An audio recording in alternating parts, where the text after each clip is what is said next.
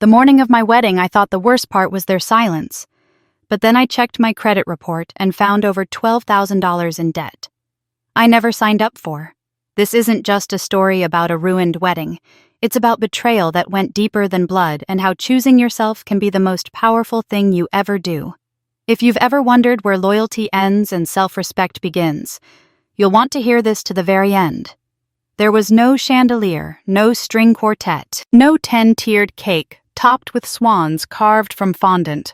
But there was light, warm, soft light that spilled through the windows of a modest vineyard just outside of Santa Fe, dancing on mason jars and mismatched chairs borrowed from friends.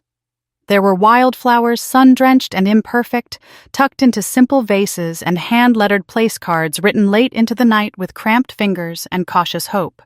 Claire Evans didn't want a fairy tale. She wanted something real. The wedding was scheduled for next Saturday. A small ceremony, about 30 people, some co-workers, a few distant cousins, Daniel's childhood best friend, who insisted on bringing his Labrador as his +1. And Daniel, of course, always Daniel. He was the kind of man who didn't make declarations but made dinners, who didn't memorize poetry but always remembered her favorite kind of tea. There was nothing flashy about him, no fancy degrees, no prestigious job titles, but he was solid, and after a lifetime of walking on eggshells, Claire had learned to treasure solid. They had met at a local food drive, handing out canned goods in the dead heat of June, while others posed for social media or disappeared early. Daniel stayed sorting boxes, cracking dry jokes about dented labels and bossy supervisors. Claire noticed how he listened when people spoke. Really listened, that stuck with her. Over the course of 2 years, they had built something from scratch, without loans, without family handouts, without any roadmap, but their shared values and stubborn belief in each other. Every dollar for the wedding came from weekend shifts, selling old books online and skipping takeout more times than they could count. It wasn't romantic in the traditional sense, but it was deeply quietly theirs. Still, despite everything she knew, Claire couldn't stop herself from imagining her family there. She pictured her father at the back of the aisle straightening his tie, her mother pretending to disapprove of the outdoor seating while secretly admiring the vineyard's rustic charm, her younger sister Celeste sipping champagne and flirting shamelessly with the caterer. She knew these images were stitched together from old memories, not recent reality, but hope she had learned didn't need to be reasonable to exist. Claire hadn't spoken to her parents much in the past year. There had been tension, disagreements, unspoken resentment that layered itself like sediment on a lakebed, invisible but heavy. But maybe she thought just maybe they would set that aside. For one day, for her, it was a fragile kind of hoping, the kind that made her heart lurch if she held it too long. She hadn't even told Daniel how much it mattered. When he asked if she wanted to save seats for her parents, she had shrugged, masking the ache behind a lopsided smile. "Let's keep it open seating," she said. "Just in case someone brings a dog again." He hadn't pressed. Daniel had learned through experience that some silences weren't empty. They were full of things people didn't yet have the words to say. A week before the wedding, Claire sat at their tiny kitchen table sealing invitations. They had decided to send them anyway, even though most guests already knew the details. There was something sacred about the act, writing names by hand, smoothing down the envelopes, affixing each stamp like a prayer. Her mother's name felt strange under her pen, too formal, too far away. The next morning, Claire checked the mailbox 3 times. Nothing. No RSVP, no card, just junk mail and a coupon for tires. She laughed at herself, a brittle sound that didn't quite make it to her eyes. That night, as Daniel reheated leftover pasta and tuned the radio to a soft jazz station, Claire scrolled through her photo gallery.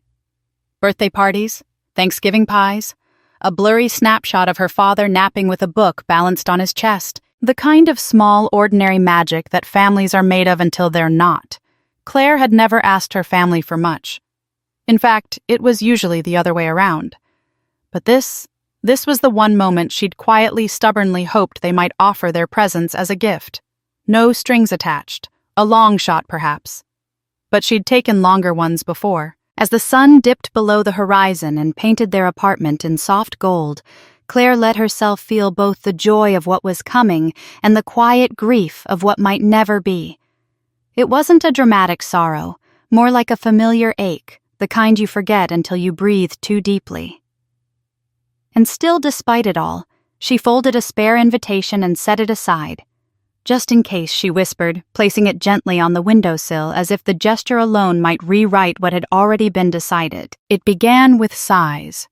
Not arguments, not name-calling. Just soft, strategic sighs dropped into phone calls like pebbles in a pond rippling outward.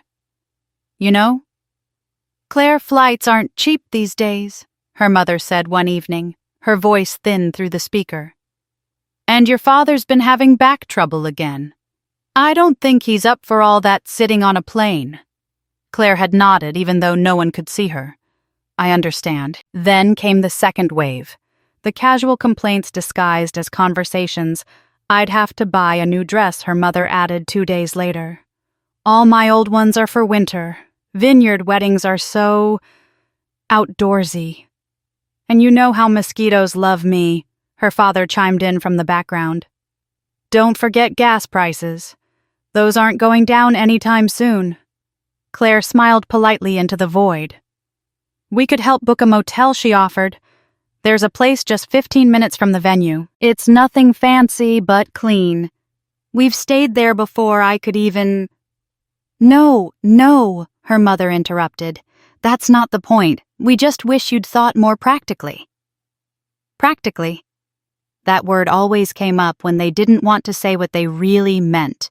They didn't approve, not of the wedding, not of the venue, and certainly not of Daniel. Her mother had once described him as underwhelming. Her father said he seemed like the kind of man who needed a few years to grow up. Neither had cared to ask what he did for a living, or what made Claire's eyes soften when he walked into a room. Still, Claire had hoped she offered to split travel costs. She sent links to discount flights and rideshare apps. She even floated the idea of a virtual stream, just in case it really is too much to travel. But each attempt was met with the same quiet resistance, the same passive hesitations. It was never a no, but never a yes, and that Claire realized was the answer. It wasn't about the money. It wasn't about logistics. It was about effort, or the lack of it. Claire sat at the edge of her bed one night, phone in hand, staring at her mother's name on the screen. The contact photo was old, taken on a Thanksgiving years ago, her mother half laughing, holding a 2 full wine glass. A flicker of warmth rose unbidden and then faded. She tapped, "Call." The phone rang once, twice, then voicemail. "Hi, it's me. I wanted to check in. Daniel and I sent out the invitations. I hope you got yours. I know things have been weird lately, but I'd really love for you to come. Just think about it. Okay?" She hung up before her voice could crack. The next day passed, then the next, nothing. No text, no call back. Just silence, cold and intentional, like a door gently but firmly closed. At her bridal shower that weekend, one of her coworkers leaned in and whispered, "Hey, is your mom coming?" Claire paused mid-sip of sparkling cider. "Oh," she said, smiling too quickly. "You know, family's complicated." There was laughter, small talk, gifts in shiny paper, but beneath it all was a current. Claire couldn't escape the constant awareness of who wasn't there. Her mother hadn't even RSVP'd. Her sister hadn't replied to the group message Daniel noticed. That night, as they packed leftover cookies into mismatched Tupperware, he touched her arm gently. "You don't have to pretend," he said. "I'm not pretending," she replied too fast. He raised an eyebrow, patient. The kind of patience that comes from truly knowing someone. Claire set down the lid and exhaled. "Okay. Maybe I am." She didn't cry. Not yet, but her voice wavered on the edges of honesty. "I just thought maybe they'd surprise me. You know, show up last minute, act like nothing happened, bring some store-bought potato salad and call it a family recipe." Daniel smiled, sad and understanding. "You still saved them a seat." Claire nodded. Yeah. She didn't say what she was really thinking. I always save them a seat in every part of my life. And they never take it. The days crawled. Invitations were delivered. RSVPs trickled in, old friends from college, Daniel's cousins from Oregon, even Claire's former piano teacher, but not her family. Not one word. She began to change the way she pictured the wedding. Where once she saw her parents in the front row, now she left their chairs blank. Where she once imagined post-ceremony hugs and awkward small talk, now she imagined open sky and a silence that no one would question, except her. Every evening, Daniel would ask gently, "Anything in the mail?" Claire would shake her head, pretending it didn't matter, but it did. And as the wedding day inched closer, she felt it more acutely, the shrinking hope, the expanding absence, and the quiet way people hurt you when they want you to feel like the one who walked away, when in truth they were the ones who never showed up. The morning before the wedding didn't feel like a fairy tale. It felt like routine. Claire stood barefoot in the kitchen, still in her robe, watching the coffee pot sputter and hiss. The sun leaked in through the curtains, casting soft streaks of gold across the counter. Daniel had already left to pick up his suit, promising to be back by noon. "You need quiet," he'd said. "I'll keep the chaos to a minimum." She appreciated it. She needed the space. What she didn't expect was the knock. It wasn't cheerful, not the kind of knock that came with balloons or surprise well-wishers. It was a single dull thud against the wood, businesslike, impersonal. She opened the door slowly and found no one there. Just an envelope wedged carefully into the doorframe. No handwriting on the front. No return address. Just beige paper folded crisply. She picked it up, closed the door, and stood still for a moment, something uneasy curling at the base of her spine. The envelope was light, but her hand trembled anyway. Claire opened it. Inside was a single sheet of lined paper torn hastily from a notebook. The handwriting was sharp and familiar. Her mother's. 6 words, nothing more. Deal with it. You chose this life. That was it. No signature, no greeting, no apology, or well wishes, or explanation. Just a sentence, sharp, final, and devastating. Claire stared at it for a long time.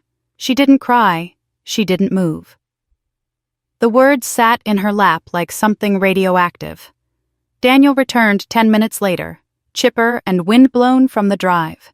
He stepped into the apartment, caught her frozen expression, and stopped in his tracks. "What is it?" he asked gently.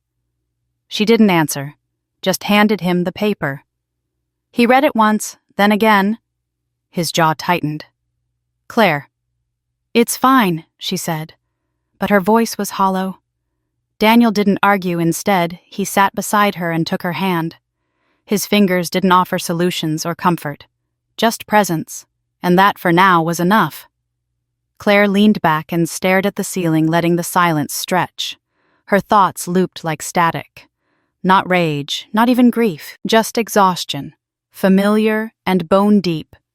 This wasn't just about the wedding. It wasn't just about the note. It was about years. Years of giving more than she had, of being the helper, the fixer, the emotional sponge. She remembered the years after her dad lost his job, how she sent home rent money every month without fail, even while skipping her own meals. She remembered her mother's endless appointments for a back pain that didn't stop her from shopping trips or vacation photos. She remembered co-signing a student loan for Celeste after their parents refused to because Claire's always responsible. She had been their safety net, and when she finally said no, when she finally drew a line, they cut her loose like she was nothing. A voice echoed in her head, one she hated for its familiarity. "We raised you. The least you can do is help your family survive." Survive. Claire pressed her palms to her eyes. No thank you, no acknowledgement, just expectation, until now. Now all she had was a folded note and a silence so deliberate it could cut glass. That night she couldn't sleep. Daniel slept beside her, breathing steady, his arm lightly draped across her waist. The ceiling fans spun lazy circles above them, but Claire's mind wouldn't slow. She watched shadows move across the walls, her thoughts spiraling around the same truth they had never planned to come. Not really. They had spent months preparing the exit, dripping doubt and guilt like slow poison, so that by the time the wedding came, she'd be too worn out to fight it, so that the blame would fall on her. She imagined her mother folding the note, slipping it into the envelope. No emotion, just finality. "You chose this life." The words were meant to wound, but as Claire lay in the dark, she realized something she had chosen. She had chosen Daniel. Chosen honesty, chosen peace, chosen a love that didn't demand pieces of her in return. They were right. She had chosen. And she wasn't sorry. In the morning, she moved like a woman underwater. Slow, quiet, deliberate. She made coffee, sliced fruit, fed their dog. The letter sat on the table like a presence in the room. She didn't touch it. Daniel emerged from the bedroom, rubbing sleep from his eyes. He watched her a moment before stepping forward and pulling her into a hug. "They don't get to have this piece of you," he murmured. Claire nodded against his chest. "They already took enough." She said it not with bitterness, but with clarity. A clarity that didn't rage, just refused. Later that day, she slid the note into a file folder labeled simply Truth. It wasn't vengeance, it was record-keeping. Not for them, for her. So that when the sadness came, because it would, she wouldn't forget the reality beneath it, so that no apology dressed in nostalgia could ever trick her again. Claire hadn't expected balloons or flowers or even a call on the morning of her wedding. But some part of her stubborn, naive, maybe, just human, had hoped for silence to be broken. Instead, the silence deepened. No text, no missed call, no RSVP. Just the letter on the table, like a final period at the end of a long sentence. Still she moved forward, she showered, she packed the car. She smiled when Daniel cracked nervous jokes while checking the seating chart for the third time. She told herself the ache would fade once the ceremony began, that the absence wouldn't be so loud with laughter, with music, with love in the air. But silence, she'd learned, doesn't need volume to be deafening. The venue was a dream. Modest, sun-drenched, laced with the scent of wildflowers and early spring. A friend's camera clicked softly in the background. Someone played a guitar near the entry gate. Guests trickled in, warm and familiar. Everyone looked at Claire like she was glowing. She smiled for them. She thanked them. She posed for pictures she wouldn't want to look at for weeks. But she also kept glancing at the driveway. It was involuntary, a reflex. Like her heart still believed someone might pull in late, step out of a car, and say they were sorry. At one point, she thought she saw Celeste's car. It was a similar shape, similar color. Her breath caught. But it wasn't her. Daniel noticed. He didn't ask. He just reached out and took her hand, grounding her with that same quiet steadiness she'd fallen in love with. "You okay?" he asked gently. She nodded. "Yeah," she lied, then quickly amended. "I will be." After the ceremony, Claire slipped away to a quiet bench behind the main hall just for a moment. She sat under a tree whose branches stretched wide like arms meant to hold something. She let herself feel everything just for a breath, the joy, the weight, the grief, because there it was, sitting beside her like an uninvited guest. The grief of not being chosen, of never being enough to make them try. She thought back to birthdays spent alone at college while wiring money home, to phone calls where her name was only spoken when something was needed, to Christmas mornings when her gifts were practical while her sisters were extravagant, followed by explanations like, "You're more responsible. Celeste needs help staying motivated." It had always been this way. She had known it, but knowing didn't make it hurt less. A breeze picked up, stirring the edge of her veil. Somewhere inside, someone was announcing dinner. She stood slowly brushing imaginary dust from her dress and whispered not to anyone in particular, but to the ache inside her. "I'm done saving seats for people who never planned to show up." Back inside, a coworker pulled her aside. "Hey," she said cautiously. You might want to see this. She handed Claire her phone. A TikTok played a vertical video of Celeste pouting dramatically into the camera, dabbing fake tears from her cheeks. Text scrolled across the screen. Sometimes desperate people call it love. Laughter filled the comment section. Claire stared unmoving. Not just the absence, then, but mockery. Sabotage wrapped in performance. Daniel appeared at her side within seconds. One glance at the screen and his shoulders tensed. You don't have to do this today, he said, voice low. But Claire knew better. Not dealing with it, she replied, is how they always win. She slipped the phone into her purse and returned to the room with a chin raised half an inch higher. When people whispered, she smiled. When they asked about her family, she answered plainly. They chose not to come. No dramatics, no excuses. Just the truth.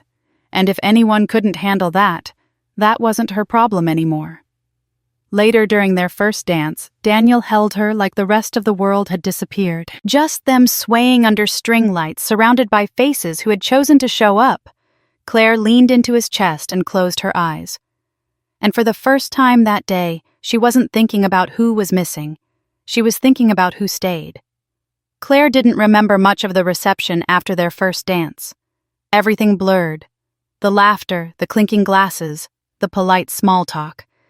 It all washed over her like background noise in a movie she wasn't fully watching. She smiled when expected. She hugged guests. She thanked people for coming. But part of her had retreated to that quiet space behind her ribs, the one that still hurt. And then came the whispers. They floated through the room like static, impossible to pinpoint, but undeniably there. I heard she rushed the wedding, probably pregnant. That explains the family not being here. Must be some drama behind the scenes. Claire heard it near the drink table again, near the restroom line, and once shamelessly from a guest she barely knew. They leaned in, glass raised, and said with a smirk, "Congratulations. So, when's the baby due?" Claire blinked. "There's no baby." A pause. A red-faced chuckle. Oh, I just assumed. Sorry." She nodded tightly and walked away. She didn't need confirmation. She already knew who planted the seed, Celeste. It had her fingerprints all over it, the blend of cruelty and performance.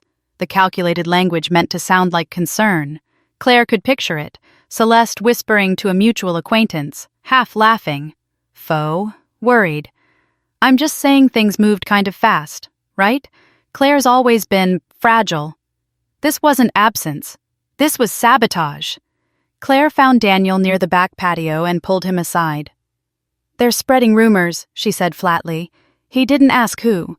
He didn't need to. He only said, 'We don't let it slide this time.'" She nodded. No more silence. That night after the last guest left and the fairy lights flickered out, Claire sat barefoot on their apartment floor, still in her dress. Her fingers trembled slightly as she scrolled through her phone, finding the TikTok again. Then the comments, then the rumors echoing in group chats and private messages. Not sadness, focus. She opened her laptop, created a new folder, labeled it Truths. Inside, she began placing screenshots. The TikTok. The messages from guests who mentioned the pregnancy rumor. Photos of the family. BBQ that had happened the same day as her wedding with captions like, "Grateful for the real ones." She didn't post anything. Not yet. This wasn't about spectacle. It was about memory. Documentation. Survival. Daniel walked in from the kitchen and set a mug of tea beside her. "We can deal with it tomorrow," he said softly. But Claire shook her head. "I need to do it now, while it's still fresh, while I still feel it." In the morning, she woke up early, still dressed in yesterday's grief. A notification pinged. It was from Rachel, one of the few friends who hadn't danced around the topic of her family. "Rachel, you need to see this. It's bad." Claire opened the link. It was a group chat, screenshots forwarded from a mutual friend who hadn't bought into the narrative. Margot, Her aunt had been messaging guests quietly for weeks, urging them to reconsider attending Margot Claire's making reckless choices. "We don't want to be part of a meltdown, Margot. We think it's better to stay neutral and let her figure things out." Neutral, as if letting someone bleed alone on the most important day of their life was diplomacy. Claire stared at the screen for a long time. Her chest didn't ache this time. It burned. Not because she was surprised, because it was exactly what she had feared proven real. In black and white, Daniel crouched beside her, reading over her shoulder. His voice, when it came, was steel-wrapped in gentleness. "You didn't lose family," he said. "You lost people who never deserved to call themselves that." The words stung, but more than that, they stitched something shut. Later that day, Claire printed screenshots, organized them by date. She clicked through her credit report on a whim, remembering the strange charge she'd seen a few weeks ago but dismissed. And there it was, a credit card opened in her name, then another. Thousands of dollars spent on furniture, electronics, even a spa weekend. She hadn't authorized a cent. She hadn't even known. Her hand tightened on the mouse. Her knuckles whitened. Daniel looked at her screen, then at her. "They didn't just cross a line," he said. "They buried it." Claire nodded. She wasn't going to scream. She was going to act.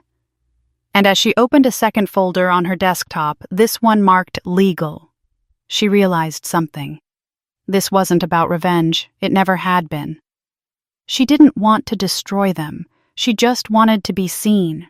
And if they refused to look, she would make sure the rest of the world did. Quietly, clearly, permanently. The corkboard was supposed to hold seating charts. Claire had pinned the first drafts there 3 weeks earlier, printed with care, edges lined in gold ink, each name carefully placed, a small symbol next to anyone with dietary restrictions. She had smiled while making it, believing she was building something beautiful. Now it was being repurposed. Gone were the table numbers and lavender accents. In their place, screenshots, transaction logs, chat messages, printouts of TikToks, copies of credit reports, a bank statement with purchases. Claire had never made $249 at a home goods store in another state. A spa charge in Celeste's name. 4 credit cards, each opened using Claire's social security number, her birth date, her name. Daniel stood across from her holding a handful of pushpins. He didn't ask what went where, he just started helping. This wasn't about vengeance. It was structure, it was memory, it was protection. Claire labeled each row on the board. Column, a financial fraud. Column B, psychological sabotage. Column C, social isolation. Each item was a piece of something larger. On its own, maybe it looked petty, but together it painted a picture, one Claire couldn't afford to ignore anymore. "Do you want this near the messages from Margot? Or Celeste?" Daniel asked, holding up a group chat transcript. Claire hesitated, then nodded toward Celeste's column. She started it. Margot amplified it. Daniel pinned it in place. Neither of them spoke for a while. The quiet felt surgical, focused, exacting. There was grief in it, but no chaos. The next day, Claire called a lawyer, not the kind with a marble office and a suit that cost more than her rent. Just a friend of a friend. Jessie, soft-spoken, efficient kind. Jessie listened carefully as Claire laid it all out. "Do you have documentation?" she asked. Claire turned her laptop toward the webcam and clicked through folders. Truth Legal, BBQ Mockery, Credit Theft. Everything had timestamps, notes, names. Jessie's eyes widened slightly. "You're very organized." Claire smiled tightly. "It's how I survive." They filed police reports that afternoon, fraud alerts with all 3 credit bureaus. She submitted disputes for every unauthorized card and created a timeline of when the accounts were opened. Most aligned with family holidays' dates, when Claire had been distracted, overwhelmed, least likely to notice. She hadn't just been neglected, she had been watched, exploited. In the evening, Daniel came home with a small dry erase board. "Felt like we needed something easier to shift around," he said casually. They placed it beside the corkboard, mapping connections with colored markers. Who messaged who? When the rumors started, who was in the photo at the BBQ? Claire circled each name. Then in the center, she wrote a single word.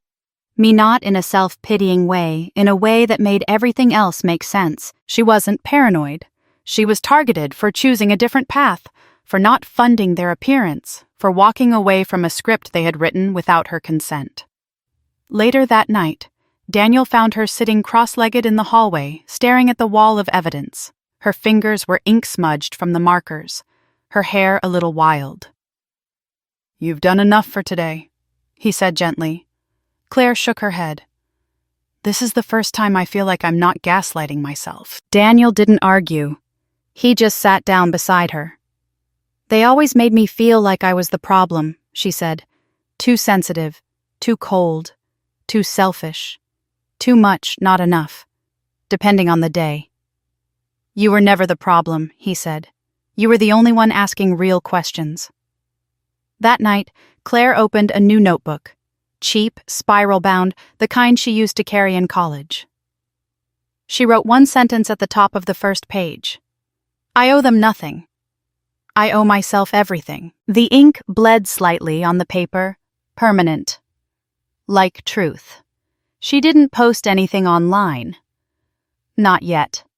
But she started rehearsing what she might say if she ever did. Not a dramatic tell-all, not a scandal, just facts, just choices. She didn't want them punished. She wanted them out of her story.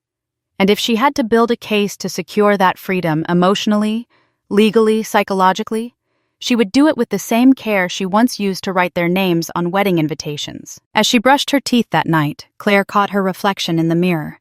There were dark circles under her eyes, a faint crease between her brows. But there was something else, too. A steadiness, a woman standing on the wreckage, not crushed beneath it. Claire didn't plan it, not at first. For days, the folder just sat there on her desktop, labeled neatly organized meticulously, truth stacked like paper bricks. Screenshots, statements, messages, lies wrapped in emojis, photos of a barbecue she wasn't invited to, credit charges she never approved. All of it time-stamped and quietly waiting. She thought maybe she'd keep it for herself, for the therapist she hadn't found yet, for the lawyer, for the moments when memory wavered and guilt tried to rewrite the past. But then another message came. A mutual friend, diplomatic in tones soaked in discomfort. "Hey, just so you know, Margot's telling people you made everything up, that you're mentally unstable, that Daniel's manipulating you and turning you against your family." Claire didn't respond. She just stared at the message. Not angry, not shocked, just done. And for the first time she felt it not as a threat, but as permission. They had told their version. Now she would tell hers. She didn't write a dramatic caption. No ellipses, no call-out tags, no "you know who you are." She simply opened a new post and began uploading, a screenshot of the credit cards opened in her name, a photo of the handwritten note that said, "Deal with it. You chose this life." The TikTok mocking her wedding, a snapshot of the Facebook post, her entire family laughing at a barbecue on her wedding day, the group chat messages where Margot asked people to stay neutral, texts implying she was too emotional to be reliable, each one posted in quiet succession. No rage, no sob story, just the facts. And then finally one sentence beneath it all. "This is what family first looked like for me." She hit post. And then she put her phone down, not to refresh, not to wait for validation, just to breathe. The silence after was deafening and somehow freeing. She and Daniel sat on the couch sipping cold tea. No TV, no music. Just the hum of traffic outside and the distant bark of a neighbor's dog. She didn't say anything. He didn't ask. It wasn't until her phone buzzed again and again that the ripple effect began. At first, it was small. A few likes, a few comments. "I'm so sorry. You went through this. Thank you for sharing. I needed to hear this." Then came the shares, then came the reposts. Within 12 hours, the post had gone viral, not in the dramatic internet infamous way, but in the way quiet truth sometimes spreads. Person to person, inbox to inbox, like a collective exhale. Women, mostly strangers, began messaging her. People who'd been disowned, dismissed, disbelieved. People who had never found the words but found recognition in hers. This could have been my life. Your story reminded me. I'm not crazy. Thank you for making me feel less alone. She read each message with shaking hands, not from pain, from release, from a decades-old wound finally being acknowledged. Her family reacted, of course. Not with apologies. With spin. Margot posted a vague status. It's always easy to tear a family down when you're too self-centered to love anyone but yourself. Celeste shared a quote. Some people burn bridges and wonder why they're alone on the other side. Her mother sent a private message. You've always been dramatic. We were trying to protect you from yourself, but I guess you've made your choice. Claire didn't reply. Not out of avoidance, but out of peace. What else was there to say? She had made her choice, and she had finally spoken. By noon the next day, the consequences began to ripple outward. Margot's employer launched an internal investigation after someone flagged her use of corporate email in coordinating private campaigns. Celeste, aspiring influencer, began losing sponsorships. Quietly, brands pulled back, not with confrontation, but with silence. No one called Claire to apologize, but the noise that had once haunted her, the gaslighting, the gossip, the manipulation began to die. It wasn't because she yelled louder, it was because she simply told the truth and people listened. That night, Daniel tucked a blanket over her legs as she sat curled on the couch, reading message after message from people who had lived versions of her story. He kissed her temple. You didn't destroy them, he whispered. You just stopped letting them write the story. Claire smiled, not triumphantly, but gratefully. Because it was true. The power hadn't come from revenge. It had come from reclamation. From saying, this is what happened. This is who I am. And I'm not ashamed of either. The offers to talk it out came almost immediately. First, a cousin she hadn't spoken to in 3 years messaged her full of awkward empathy. Maybe you should sit down with your mom. You know, clear the air. Then an uncle sliding into her inbox with a text full of slippery neutrality.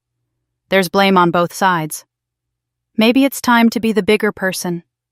Claire didn't answer, not because she was angry, but because she finally understood she owed them nothing.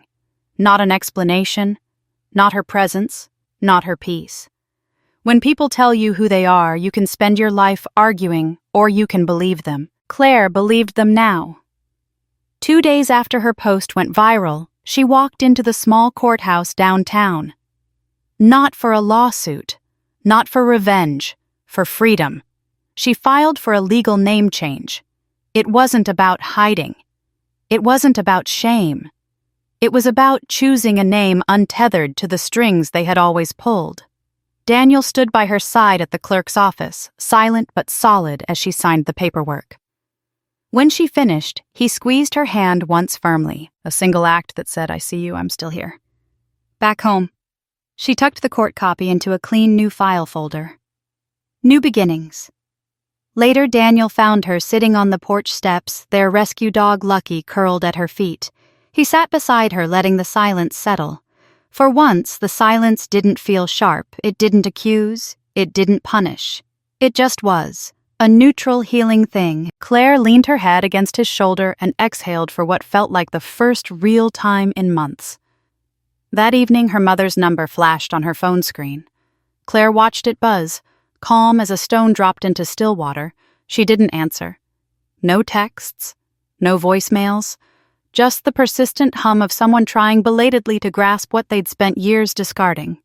She let the call die. A few minutes later, a message arrived. You're still our daughter. You'll always be family. Claire almost laughed, not in cruelty, but in release.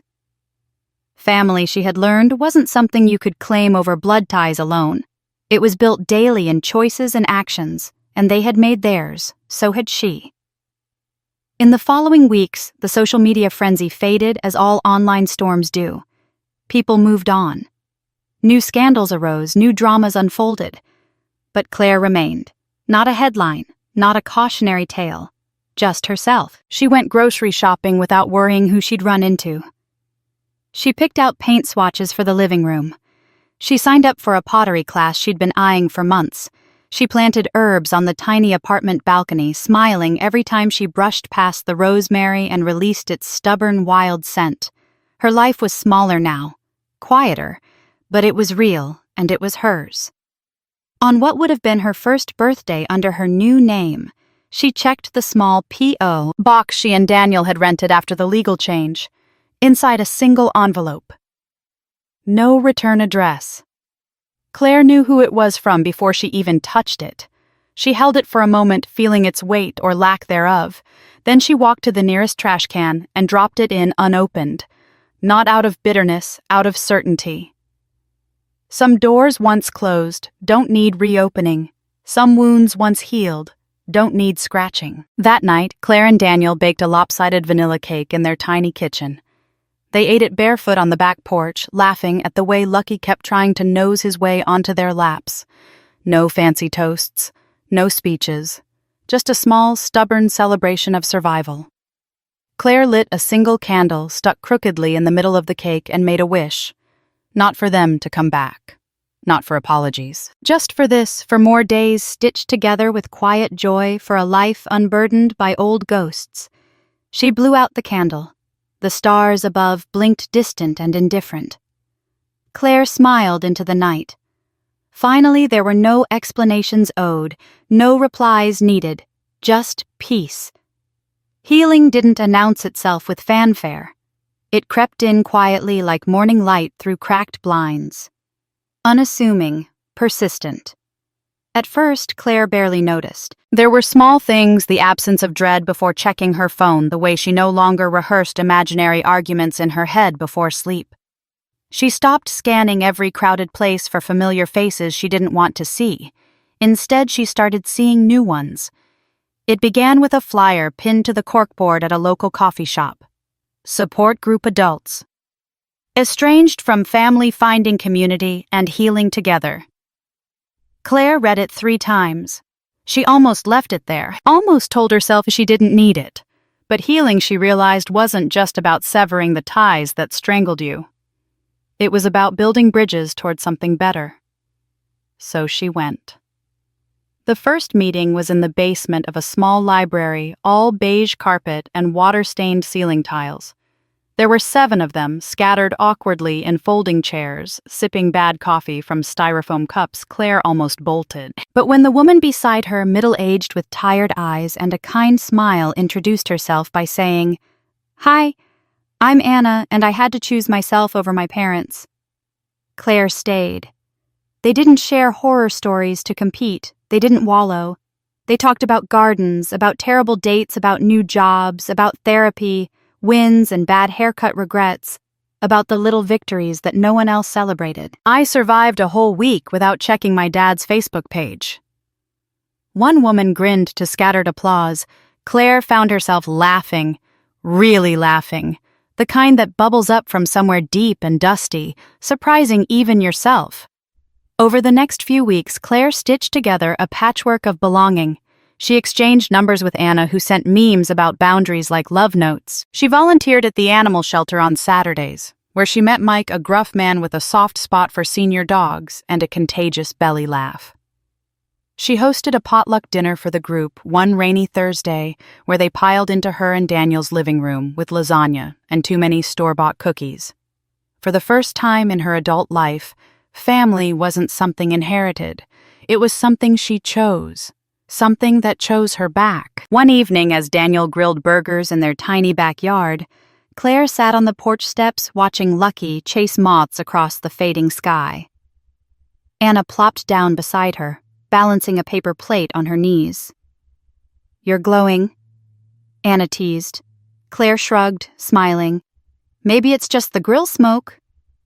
Anna nudged her gently. "No, it's peace.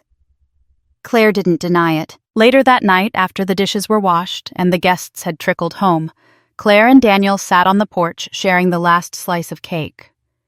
He glanced at her sideways, his smile soft. "You okay?" he asked. Claire thought about it. About the years she spent clawing for love that felt like walking on broken glass. About the nights she spent convincing herself that love meant endurance, not ease. About the small, stubborn girl inside her who still saved empty chairs out of habit. She exhaled. "I'm more than okay." She said, "I'm home." The next day at the farmer's market, a woman behind the honey stand asked, "Are you Claire Evans?" Claire hesitated. Her old name still caught her sometimes like a snag on fabric. She smiled and shook her head steady. "No, I'm Claire Morgan," she said. "Nice to meet you." It felt good. It felt earned. Healing wasn't forgetting. It wasn't pretending the past didn't happen. It was building something sturdy enough to carry the weight of what had been and still keep walking.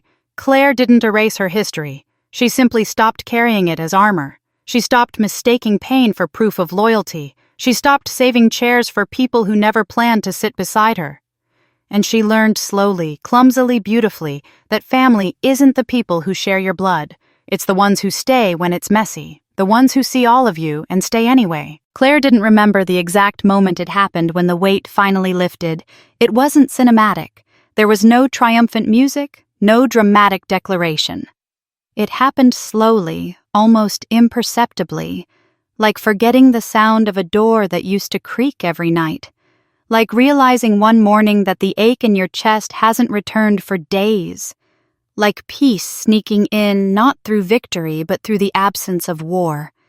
It had been 3 months since she changed her name, 6 months since the wedding, 1 year since her mother last called, and still life went on.